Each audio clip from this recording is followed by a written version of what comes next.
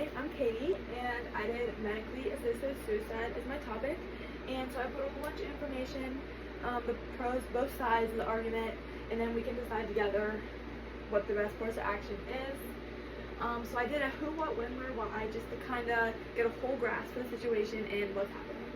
So who is eligible for this procedure is basically anyone who is in a medically futile state and is in unbearable physical or mental distress, and their disease is incurable, and it can be caused by an accident or disease. It can be any of the two, and they're incurable and they're in pain every day. And so it's the intentional termination of the patient through a lethal drug. And this drug is given to the patient by the doctor. The patient takes the drug back home and then takes it, and then they die. So then when this basically only occurs if the patient wants to be in control over the own timing and circumstance of their death and their life, and they want to be able to take that control back. So where this happens with healthcare professionals in private or public institutions. And then, so why the euthanasia procedure offers, like I said, a unique opportunity for the patients and the loved ones to be able to get more prepared for the death. They know what's happening, they know how to plan, they know how to go about it, they're ready for it.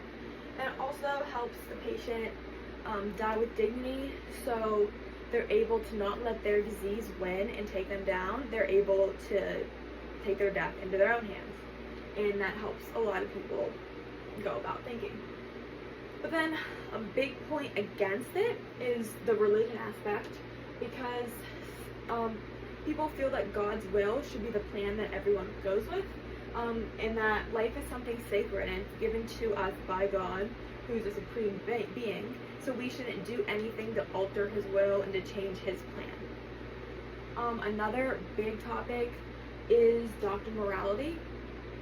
Doctors go into the medical field, they want to save lives, and then a lot of doctors, they are completely against this, they don't want to be part of it, and they're forced to do it.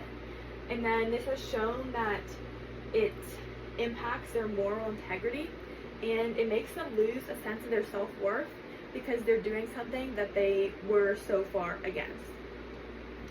And then another concern is that doctors might question a patient's cognitive capacity to really get a grasp on what they're actually doing long term, because obviously the patient's in pain, the patient is going through all these treatments, and this clouds their head, the doctors think, and then they're rushing into this decision, and they're not thinking about the true effects of this and how it can harm them.